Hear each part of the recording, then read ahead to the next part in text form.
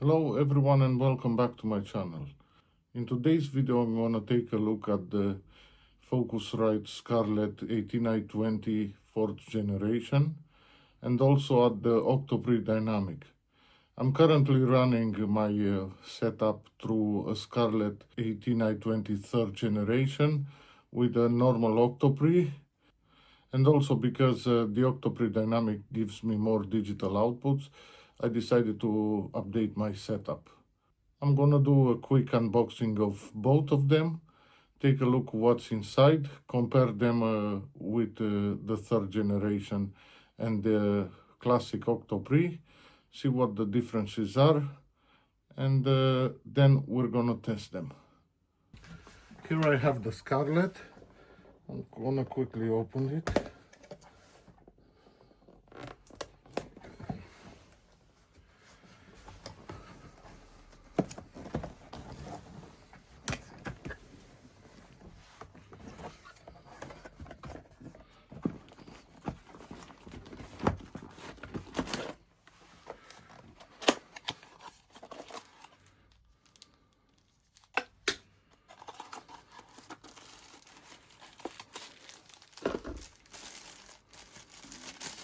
These are the rack ears.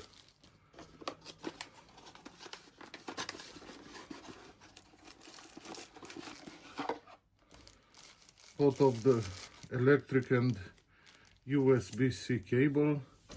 There is an adapter to USB-A. Another rack here. And here is the unit.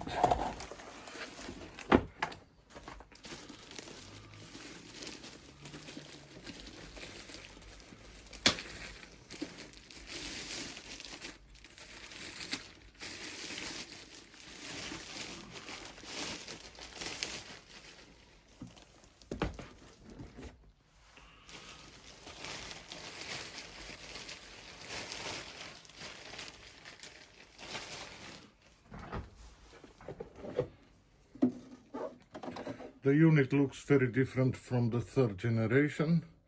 Probably is the same dimensions, but same inputs and outputs. Now I'm gonna remove my old Scarlett, install the rack ears and see the differences between them.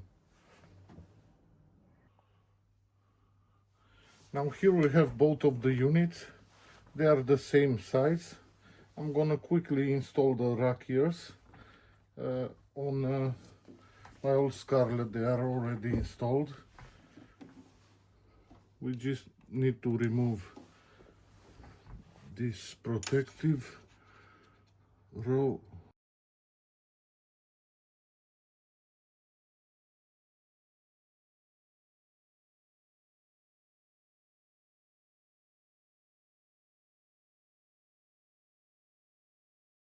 Now that I've installed the rack ears, let's compare the front first. Starting from the left, we have the same two inputs on the left.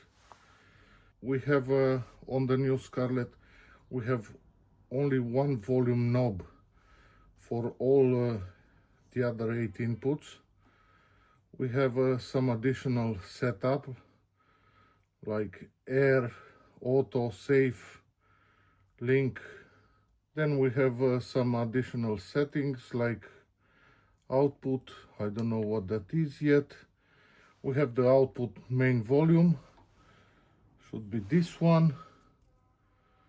We have the talk button on both of them, and we also have the headphones dials. Looking at the back, starting from left, we have the power cable, we have the SPDIF out on both of them.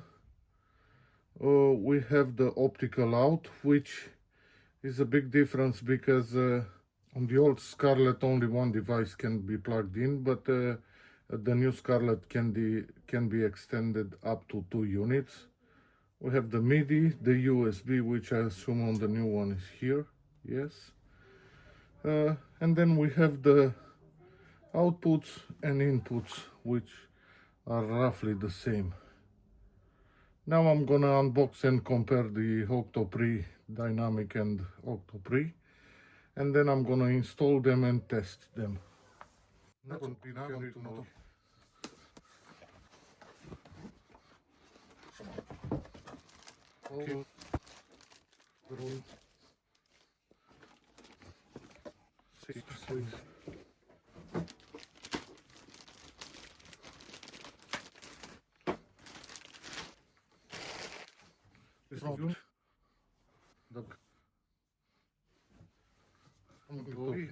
Now, first of all, looking at the front, we can see that the two inputs are missing from the OctoPre Dynamic, and we have more buttons. We have the compressor for each of the channels. We have the clock, the sample rate, which apparently will be manually changed.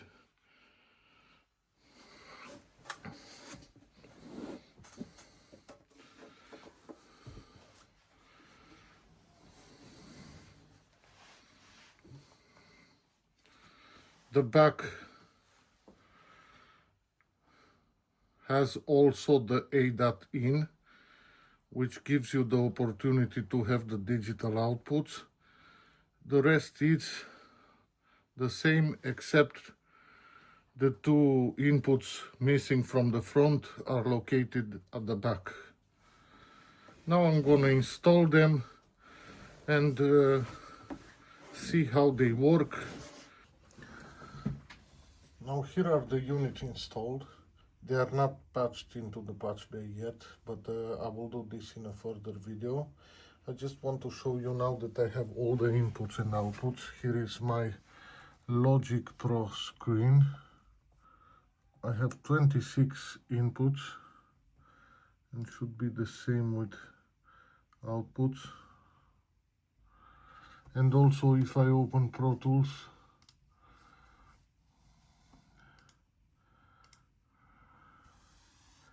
you can see that there are inputs